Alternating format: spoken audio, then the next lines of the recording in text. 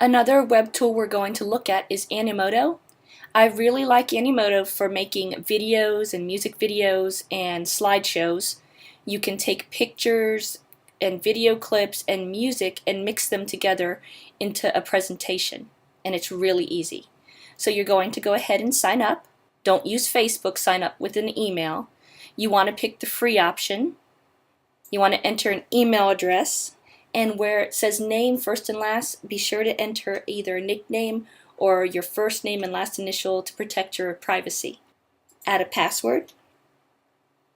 One great thing about Animoto is if you're a teacher, you can sign up for an educator account which updates you to a Plus account for free. When you log in, you're going to be taken to a page and they're going to ask you what you're making a video for, or you can just skip this. You can choose from a number of different templates. Some are free, and you want to go with the ones that are free. The original is the most popular, but you can click on any of them like Autumn, and then if you wanted to watch a preview, you could. I've decided that I really like this one, so let's create a video.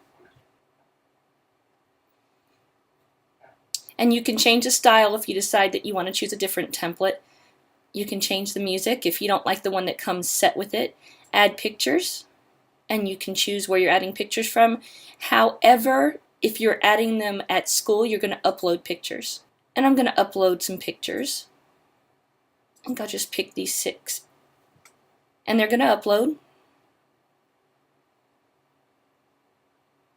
One thing to say about when you're using video clips or music clips, you want to use one of the music clips that they have in their library, or you want to go out to a royalty-free site, because if you upload a video to YouTube and you're using your favorite song off of iTunes or the radio, then what will happen is YouTube will remove the audio and then you'll just have a silent film. So please do adhere to copyright and fair use rules and use something that's royalty-free. Here are my pictures. Let's say I want to get rid of a picture. I can click on it and I can delete it. I think I want to delete this one. And this looks like a duplicate, so I'll delete that. Okay, we'll keep these 4 pictures, and as you can see, I can move them around so that they tell a story. And I got them in the order that I want, so I can preview a video and it'll generate a preview for you. The preview may not be crystal clear, but it's just to give you an idea of how it's going to look. The final video will be of higher quality. You can go back to editing if you change your mind, or you can just go straight to produce it.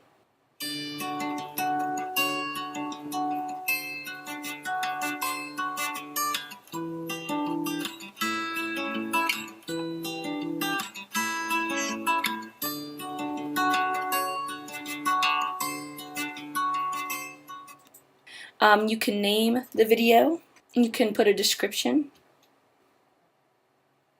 and you can either continue editing or you can produce. Let's go back and continue editing it. I decided that I wanted to add some text. The thing with the text, you can only add a certain amount of characters. In the header box you can add 22, and in the text box you can add 30. So I put fall is fun and a great time for fishing. And I can click on this little wheel to edit it if I wanted to change it and didn't like it, or I had made a spelling mistake. I can move it to the front so it can be like a title slide, and then I can preview my video again. It takes about 30 seconds. If I like the way it looks, I'm going to hit produce to make the video. And then you have to wait. It takes a long time. You can go away and come back and work on something else if you would like to, because it does take probably 3 or 4 minutes. Okay, now it says that it's ready. We can go ahead and watch it. And you can choose large screen if you'd like.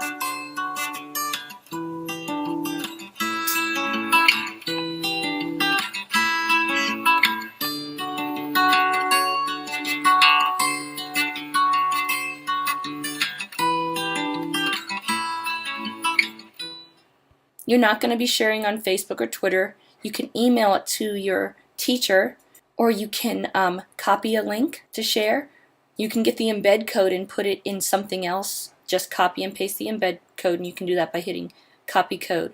You can export the video to YouTube, which is what I'm going to recommend, and you want to grant access. And once it goes to YouTube, then you can see it in YouTube You may want to set it to private instead of making it public. Just depends on how many people you want to look at it.